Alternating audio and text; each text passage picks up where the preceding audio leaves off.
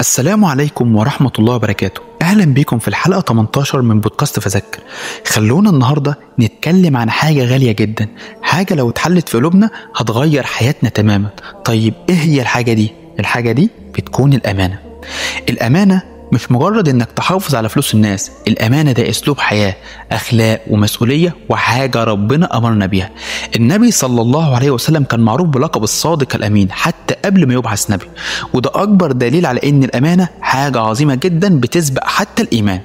تعال اكلمكم عن الامانه في القران والسنه. ربنا سبحانه وتعالى قال في القران: قال الله تعالى: إن عرضنا الأمانة على السماوات والأرض والجبال فآبين أن يحملنها واشفقن منها وحملها الإنسان إنه كان ظلوما جهولا. تخيلوا كده، السماوات والأرض رفضوا يشيلوا الأمانة من عظم شأنها، لكن الإنسان قبلها، وده معناه إننا مسؤولين عنها قدام ربنا سبحانه وتعالى.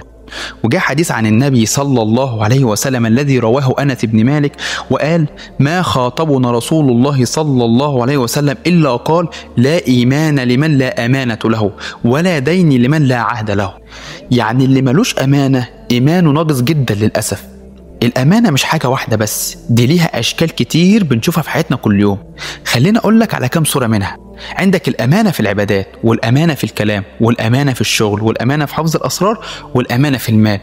الأمانة في العبادات إنك تصلي وتصوم وتأدي حقوق ربنا عليك، والأمانة في الكلام إنك ما تكذبش وما تخدعش وما تنقلش كلام يكون سبب في ضرر غيرك، والأمانة في الشغل إنك تؤدي وظيفتك على أكمل وجه وبإتقان وضمير، والأمانة في حفظ الأسرار إنك ما تفشيش سر حد وثق فيك وأمنك عليه، والأمانة في المال اللي لو حد ساب لك حاجة ترجعها زي ما هي طالما سابها لك وهو واثق فيك. طيب تعال أقولك، لو حد وثق فيك بأمانة هتحافظ عليها؟ ولو حد استشارك في حاجة هتنصحه من قلبك بصدق؟ ولو كان عندك علم ربنا أكرمك بيه هتنجله بأمانة ولا هتزيف في مضمونه؟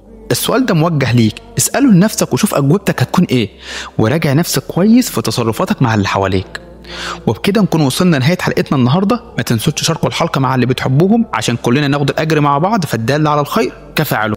اللهم اجعلنا من أهل الأمانة، واحفظ قلوبنا من الخيانة، واملأ حياتنا بالصدق والإخلاص يا رب، اللهم أمين.